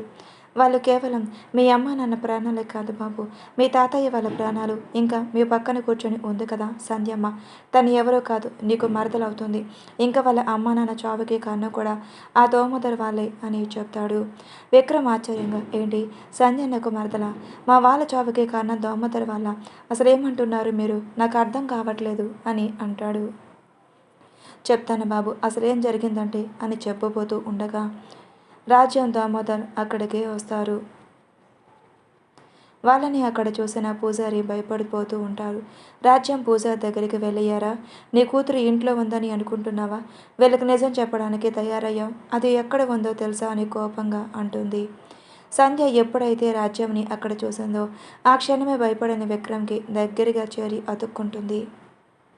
కృష్ణకి అక్కడ ఉన్న మోహన్కి ఏం అర్థం కాక కిరణ్కి సంధ్య కిడ్నాప్ అయినప్పుడు కొన్ని వివరాలు తెలుసుకుంటాడు. కాబట్టి పెద్దగా రియాక్ట్ అవ్వడు. మీ కూతురు ఎక్కడ ఉన్నా తనకేం కాదు. తను ఎలా తీసుకుని రావాలో నాకు బాగా తెలుసు. మీరు కంగారు పడకుండా అసలు ఏం జరిగిందో చెప్పండి అని విక్రమ్ అంటాడు. చెప్తాను బాబు, కానీ నా కూతురు తనకేదైనా అయితే నేను బ్రతకలేను. కానీ ఒకటి మాత్రం నిజం, మీ కుటుంబానికి చేసిన అన్యాయానికి ఇప్పటికి నేను శిక్ష అనుభవిస్తూనే ఉన్నాను. దానికి శిక్ష ఏంటో చెప్పనా బాబు? నా కూతురు అవిటితనమే, అది అవిటిది బాబు అని పూజారి గారు అంటారు. చూడండి పూజారి గారు, మీ కూతురు ప్రాణాలకి ఎలాంటి హాని జరగదు. ఈ విక్రమాదిత్య ఒక్కసారి మాటిచ్చాడంటే తప్పడు అని కిరణ్ వైపు చూస్తాడు. కిరణ్కి ఏదో అర్థమైనట్లుగా కళ్ళు ఆర్పటంతో, సరే మీరు చెప్పండి అని దోమదర్ వాళ్ళ వైపే చూస్తూ ఉంటాడు. అది బాబు మరి అని పూజారి గారు చెబుతూ ఉండగా అక్కడి బాడీగార్డ్స్ వచ్చి దామోదర్ ఇంకా రాజ్యంని పట్టుకుని ఒక గదిలో పడేసి లాక్ చేస్తారు. పూజారి గారు తన గుండెల మీద చేయి వేసుకొని, అమ్మయ్య ఇప్పుడు చెప్తాను బాబు, నాకు నా కూతురికి ఏమైనా పర్వాలేదు, మీకు మాత్రం నిజం తెలియాలి అని అంటూ గుమ్మం వైపు చూస్తాడు. పూజారి గారి కూతురు గుమ్మంలో ఉంటుంది.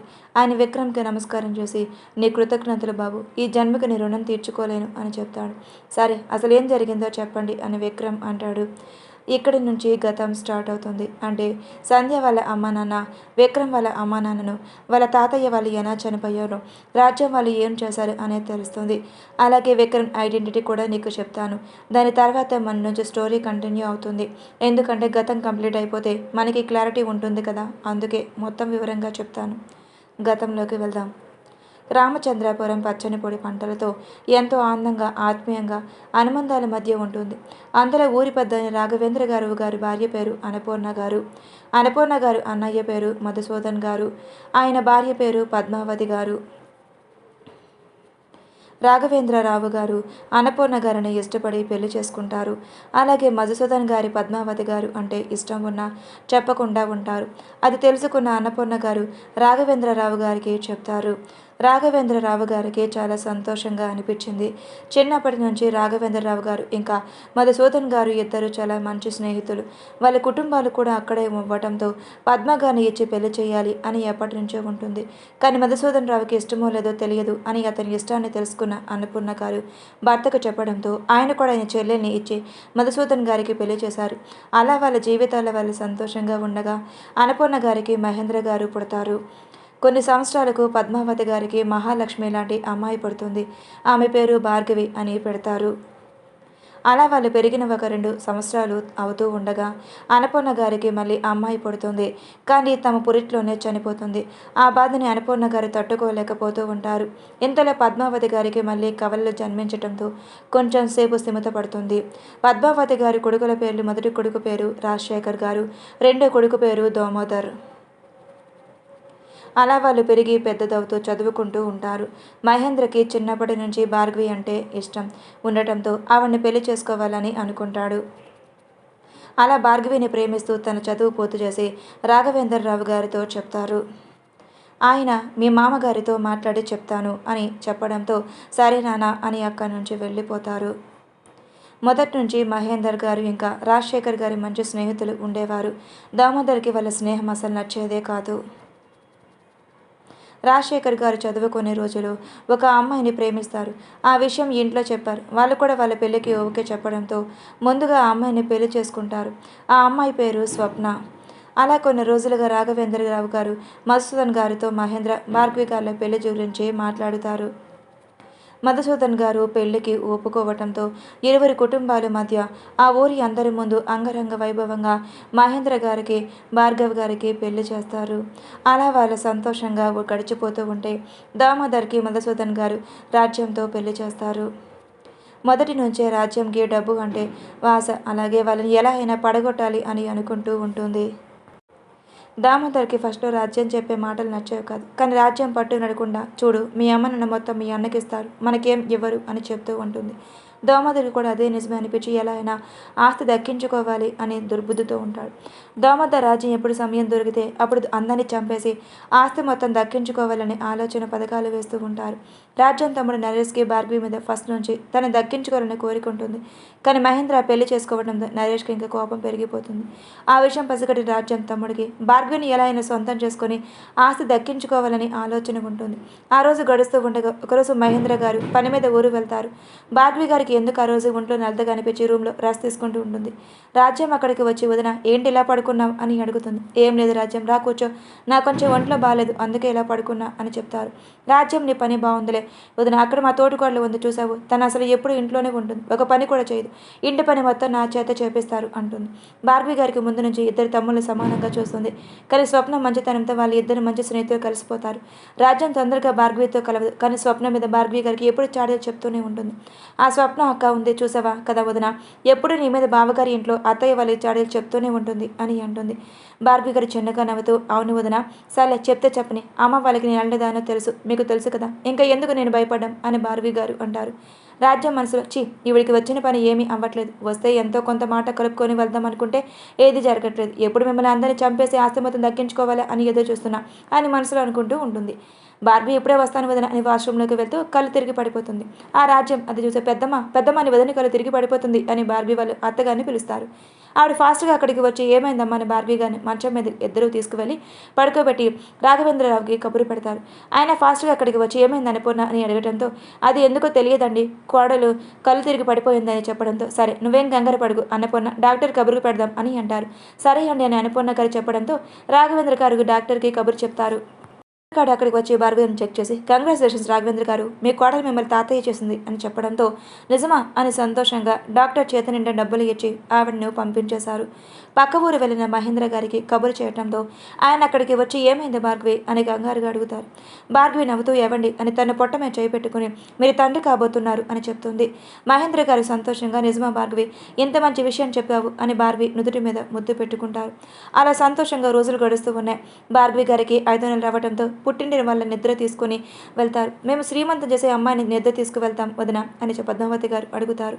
అన్నపూర్ణ గారు నీ ఇష్టం వదిన అని చెప్పడంతో పంతులు గారి కబురు పెట్టించి మంచి రోజు చూసి భార్గవి గారికి శ్రీమంతం చేసి తర్వాత రోజు తీసుకువెళ్తామని చెప్పడంతో మీ ఇష్టం వదిన గారు అని అంటారు. రాఘవేంద్రరావు గారు పంతులు గారికి కబురు పెట్టిస్తారు. పంతులు గారు వచ్చి మంచి రోజు చూసి ఇంకా 2 రోజుల్లో మంచి ముహూర్తం ఉందమ్మా, ఆ రోజు అమ్మాయి శ్రీమంతం జరిపించండి, తర్వాత రోజు నిద్రకి తీసుకొని వెళ్ళండి అని చెప్పడంతో సరే పంతులు గారు అని అంటారు. 2 రోజులు శ్రీమంత వేడుకలు అంగరంగ వైభవంగా జరిగితే భార్గవి గారిని పుట్టింటికి తీసుకొని వెళ్తారు. వెళ్ళిన రోజు అలసటతో భార్గవి గారు నిద్రపోతారు. తర్వాత రోజు భార్గవి చూడకుండా ఉండలేని మహేంద్ర గారు కూడా భార్గవి దగ్గరకు వెళ్తారు. తర్వాత రోజు భార్గవి రూమ్లో ఉండి రెస్ట్ తీసుకుంటూ ఉంటే మహేంద్ర గారు నేను పని మీద ఊరు వెళ్తున్నాను భార్గవి, నువ్వు జాగ్రత్త, నేను సాయంత్రానికి వచ్చేస్తాను అని చెప్పేసి వెళ్ళిపోతారు. గోడచాటు నుండి రాజ్యం వీళ్ళ మాటలు విని ఇప్పుడే సరైన సమయం, ఆ నరేష్ను తీసుకువచ్చి ఈ భార్గవి మీద మంచి కాదు అని ముద్ర వేయించాలి అని అనుకుంటుంది. సాయంత్రం సమయంలో మహేంద్ర గారు ఎప్పుడైనా వస్తారు అని గుమ్మంలో రాజ్యం ఎదురు చూస్తూ ఉంటుంది. రాజ్యం నరేష్కి ముందుగానే కబురు పెట్టి రెస్ట్ తీసుకుంటున్న భార్గవి గారి రూమ్లోకి వెళ్ళమని చెప్తుంది. భార్గవి గారికి అది ఏమీ తెలియకుండా ప్రశాంతంగా నిద్రపోతూ ఉంటారు. కొంచెం సేపటికి మహేంద్ర గారు వస్తున్నారు అని రాజ్యం గేటు వైపు చూస్తూ తెలుసుకుంటుంది. భార్గవి గారు రూమ్ బయట నుంచొని అయ్యయ్యో అత్తయ్య చూసారా, మా తమ్ముని వదిన ఎలా లోపల ఉన్నారో అని ఏడుస్తున్నట్టే పెద్దగా అరుస్తుంది. మహేంద్ర గారు ఇంట్లో అరుపులు వినిపించడంతో ఫాస్ట్గా అక్కడికి వెళ్తారు. అప్పటికే పద్మావతి గారు అందరూ అక్కడ చేరి ఉండటంతో నరేష్ తలుపులు తీసుకుని బయటకు వస్తాడు. కానీ భార్గవి గారు ఏం జరుగుతుంది బయట, ఎవరు అరుస్తున్నారు అనిపించి ఏమయ్యింది అని బయటకు వస్తుంది. నరేష్ తన ఒంటి మీద బట్టలు లేకుండా తలుపులు తెరుచుకుని మహేంద్ర గారికి ఆ క్షణం ఒక్కసారిగా భార్గవి మీద పెంచుకున్న ప్రేమంతా పక్కన పెట్టి ఎందుకు ఇలా చేసావని అడుగుతాడు. భార్గవి గారు నేను ఏ తప్పు చేయలేదండి, నాకేం తెలియదు, నేను నిద్రపోతూ ఉన్నాను అని చెప్తుంది. ఆయన మహేంద్ర గారు ఆ క్షణం ఆలోచించకుండా భార్గవి గారి మీద చెయ్యి చేసుకున్నారు. భార్గవి గారికి ఏమీ అర్థం కాక ఏమయ్యిందండి, ఎందుకు ఇప్పుడు నన్ను కొట్టారు, నేనేం తప్పు చేయలేదు కదా అని ఆవిడ బాధగా అంటారు. నీకు వీడితో ఉండాలనిపిస్తే వీడి దగ్గరే ఉండొచ్చు కదా, మరి నన్ను ఎందుకు పెళ్లి చేసుకున్నావని మహేంద్ర గారు ఆవేశంగా అరుస్తారు. భార్గవి గారి కోపంగా ఏవండి అసలు మీరేం మాట్లాడుతున్నారో మీకు అర్థమవుతుందా, నిజం తెలుసుకోకుండా నా మీద నిందలు వేయొద్దు అని భార్గవి గారు అంటున్నా మహేంద్ర గారు ఏమాత్రం పట్టించుకోకుండా అత్తయ్య నేను వెళ్తున్నా అని పద్మావతి గారి చెప్పేసి అక్కడి నుంచి వెళ్ళిపోతాడు. రాజశేఖర్ గారు స్వప్న ఎంత పిలుస్తున్నా వినిపించుకోకుండా కనీసం భార్గవి గారి వైపు కూడా చూడకుండా అక్కడి నుంచి వెళ్ళిపోవటం భార్గవి గారి మనసు మొక్కలవుతుంది. రాజ్యం తను అనుకున్నది జరిగింది అని సంతోషంలో దామోదర్ దగ్గరికి వెళ్ళి జరిగింది చెప్తుంది. దామోదర్ మొదటి ఆవేశంగా రాజ్యం చెంప మీద కొట్టి నీకెంత ధైర్యం ఉంటే నా అక్క జీవితాన్ని ఇలా చేసావు అని అడుగుతాడు. రాజ్యం కోపంగా ఇంకేం చెయ్యాలి, ఆస్తి కోసం తప్పదు, మీకు ఆస్తి కావాలా లేదంటే మీ అక్క మీ అమ్మ నాన్న మీ అన్న వీళ్ళు కావాలా అని రాజ్యం సీరియస్గా అడుగుతాడు. కొంచెం సేపటికి ఆలోచించి సరే నాకు ఆస్తి కావాలి అని అంటాడు. నరేష్ అక్కడికి వచ్చాక నువ్వు చెప్పినట్టు చేశా, మరి ఇప్పుడు ఏం చెయ్యాలి అని అడుగుతాడు. ఇప్పుడైతే నీతో పని అయిపోయింది, తర్వాత మీ ఆశ్రమం ఉన్నప్పుడు నీకు కబురు చేస్తాను, నువ్వు ఎక్కడి నుంచి వెళ్ళిపో అని చెప్పడంతో నరేష్ అక్కడి నుంచి వెళ్ళిపోతాడు. పద్మావతి గారు ఏడుస్తూ తన ఒడిలో పడుకుని ఉన్న భార్గవి గారిని ఓదారుస్తూ ఉంటారు. నిజంగా నేను ఏ తప్పు చేయలేదమ్మా, నాకేం తెలియదు, ఆయన ఎందుకు నన్ను అన్ని మాటలు అన్నారో కూడా నాకు అర్థం కావట్లేదమ్మా అని ఏడుస్తూ ఉంటారు. ఇంతలో రాజశేఖర్ గారు అక్కడికి వచ్చి అక్క అని పిలుస్తారు. నిజంగా రాజు నాకేం తెలియదు, నేను ఎలాంటి తప్పు చేయలేదు అని ఆవిడ ఏడుస్తూ చెప్పారు. రాజశేఖర్ గారు నువ్వు బాధపడకక్క, బావగారు ఏదో తొందరపాట్లో నిన్ను కొట్టేశారు, ఆయన నీ గురించి బావగారికి తెలియదా అని అంటారు. ఆయన భార్గవి ఏడుపు కంట్రోల్ కాకపోవడంతో తనకి స్టమక్ పెయిన్ వస్తుంది. రాజశేఖర్ గారు ఏమయ్యింది అక్క అని కంగారుగా అడుగుతారు. భార్గవి గారు ఏడుస్తూ అది కడుపులో నొప్పిగా ఉంది అని చెప్పడంతో రాజశేఖర్ గారు భార్గవి గారిని హాస్పిటల్కి తీసుకుని వెళ్తారు. డాక్టర్ భార్గవి గారిని చెక్ చేసి తను ఎందుకు స్ట్రై తీసుకుని తను ఏదో ఆలోచించి వద్దని చెప్పండి అని చెప్పడంతో రాజశేఖర్ గారు భార్గవి గారిని తీసుకొని ఇంటికి వెళ్తారు. అలా 2 నెలలు గడిచిపోవడంతో రాఘవేంద్ర గారు మహేంద్ర అని పిలిచి చూడు మహేంద్ర, నీ భార్య ఎలాంటి తప్పు చేయలేదు, నువ్వు నిజాలు తెలుసుకోకుండా తన గురించి తప్పుగా అర్థం చేసుకున్నావు అని చెప్పడంతో మహేంద్ర గారి కోపంగా ఎందుకు నాన్న నేను ఏదో తప్పు చేసినట్లు నన్ను మాట్లాడుతున్నావు, తప్పు చేసిందే తను, అంతమంది కళ్ళ ముందు నిజంగా వాడి తలుపులు తీసుకొని బయటకు వస్తుంటే లోపల ఉన్న దానికి ఏమీ తెలియదా అని మహేంద్ర గారు అంటారు. మహేంద్ర, నీ భార్య నీతో ఉన్నప్పుడు ఎలా ఉంటుంది? తన గురించి నీకు మొత్తం తెలుసు. కానీ తన మీద నువ్వు నమ్మకం కోల్పోతే ఇంకెవరు ఏం చేయలేరు. నీ ఇష్టం. నీ భార్య నువ్వు ప్రేమించి నీకు నమ్మకం ఉంటే తన ఇంటికి తీసుకొచ్చుకో, లేదంటే నీ ఇష్టం అని రాఘవేంద్ర గారు చెప్తారు. మహేంద్ర గారు కొంచెంసేపు ఆలోచించి, సరే నాన్న, ఇప్పుడు నన్ను ఏం చేయమంటావు అని అడుగుతారు. నువ్వే నిర్ణయం తీసుకున్న ఇంటి పరువు నీ చేతిలో ఉంది. అలాగే భార్గవి కడుపులో పెరుగుతున్న బిడ్డ ఈ ఇంటికి వారసుడు అని రాఘవేంద్ర గారు చెప్తారు. మహేంద్ర గారు చేసేదేం లేక నేను ఆలోచించుకొని చెప్తాను అని అక్కడి నుంచి వెళ్ళి రాజశేఖర్ గారు మహేంద్ర గారిని రోజు కలుస్తూ, ప్లీజ్ బావగారు అర్థం చేసుకోండి, మా అక్క అలాంటిది కాదు. మీ గురించి ఆలోచించి కడుపులో బిడ్డ గురించి కూడా పట్టించుకోవట్లేదు. తన గురించి మీరు కాకపోతే ఇంకెవరు అర్థం చేసుకుంటారు? ఆయన మీకు తెలుసు కదా అని రాజశేఖర్ గారు ఎంత నచ్చ చెప్తున్నా మహేంద్ర గారు అసలు వినిపించుకోరు. కానీ ఈరోజు తండ్రి మాటలకు కట్టుబడి భార్గవి గారిని ఇంటికి తీసుకురావాలని అనుకుంటారు. ఏడుస్తూ తన రూమ్లో ఉండి, ఎందుకు మహేంద్ర, నేనంటే నీకు ఇష్టం లేదా? నా మీద ప్రేమ లేదా? నేను ఏ తప్పు చేయలేదని తనలో తను ఏడుస్తూ బాధపడుతూ ఉంటారు. పద్మావతి గారి మధుసూదన్ గారు కూతురికి ఇలా జరిగిందన్న బాధలో వాళ్ళు కూడా దిగులు చెందుతూ హాల్లో కూర్చొని ఉంటారు. ఇంతలో మహేంద్ర ఆ ఇంటి గడప దగ్గర నుంచొని అత్తయ్య అని పిలుస్తాడు.